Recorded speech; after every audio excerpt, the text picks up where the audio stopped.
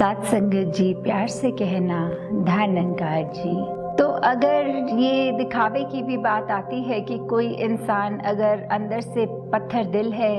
एक उसमें सिर्फ नेगेटिव भावनाएं ही भरी हुई हैं, तो उससे ये उम्मीद करना कि वो एक हर एक तक प्यार पहुंचाए, तो वो कुछ समय दिखावे के लिए तो ज़रूर कर सकता है कि यहाँ अगर मैं एक अच्छा इंसान बनने का एक्टिंग कर लूँ कुछ देर, तो इससे मेरा ज़रूर फ़ायदा तो हो सकता है, सबकी नज़रों में भी ऐसे आ जाऊं कि हाँ, एक अच्छे कर्म रहते हैं मेरे, एक अच्छी सोच रहती है मेरी। पर वही बात कि अगर एक हमने आदत अगर कुछ बनाई हुई है, जैसे अगर हमें गाली देने की आदत हो, तो फिर हम उसको कंट्रोल नहीं कर सकते। वो सिर्फ हमारे घर की चार दीवारों तक हमारी भाषा ऐसी खराब नहीं होगी, वो फिर हम बाजार जाएंगे तो दुकानदार से भी वैसी भाषा का प्रयोग करेंगे, किसी के शादी के अवसर पे जाएंगे तो वहाँ मेहमानों से ऐसी बातचीत बोली एक मुंह पे बैठेगी, और फिर चाहे मुंह से कितने भी मीठे बन जाएं, कहीं ना कहीं हमारा नेचुरल वो जो शब्दों का प्रयोग है वो भी निकल जाता है। तभी ऐसा कहा जाता है कि सबको घरों में भी इतने केयरफुल होना है कि कहीं भी एक अगर खास करके छोटा बच्चा घर में हो जिसकी ऑब्जर्वेशन स्किल इतनी तेज़ होती है, तो वो तो हमारे शब्द और व्यवहार बहुत ही जल्दी पकड़ेगा। तो कैसे हमें फिर हर जगह अपने अंदर बाहर से एक होके एकदम साफ भोली भी बाहर एकदम साफ अपने शब्द भी रखने हैं, मन के भाव भी रखने हैं कि हम कहीं पे भी ऐसा भी मौका आए तो चूक ना हो जाए। जब अंदर ही हमारी पवित्रता होगी तो कोई भी स्थिति आए, कोई कितना भी कुरेदे, तो अंदर से पवित्रता ही उस तक निकल के आएगी। जैसे एक नेचुरल सी बात है, अगर किसी के अंदर सुमिरन इतना भरा होता है तो सड़क पे अगर हम किसी और का मान लो एक्सीडेंट भी होते नज़र से देखते हैं तो मुंह से एकदम तुहीन निरंकार निकलता है। कोई व्यक्ति अगर गिरता है तो एकदम उसको उसी समय उठाते वक्त मन से सिमरन ही निकलता है। और यही अगर हमारी सोच विचार ऐसी हो कि किसी को देख के नेचुरली वो हंसने की बात या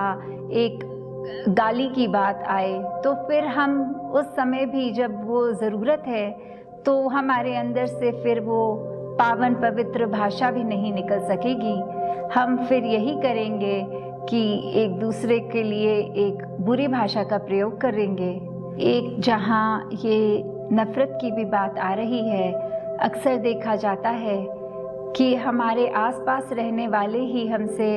इतनी नफ़रत करते हैं, इतना मन में ये भाव रखते हैं कि अगर घर के अंदर ही सदस्य या काम पे भी देखें कि एक किसी की सक्सेस हो रही है तो उसकी टांग खींच के उसको नीचे लाकर उसके ही कंधे पे अपनी सीढ़ी बनाकर ऊपर चढ़ना चाहेंगे, कि किसी के हालातों का एक मिसयूज़ करके अपना नंबर बढ़ाना, जिसको कहते हैं कि हमारा इसमें नाम हो जाए, ऐसा कुछ करने का प्रयत्न करते हैं। कि कैसे एक नफ़रत जहाँ है तो बात वही होती है काफ़ी बार तो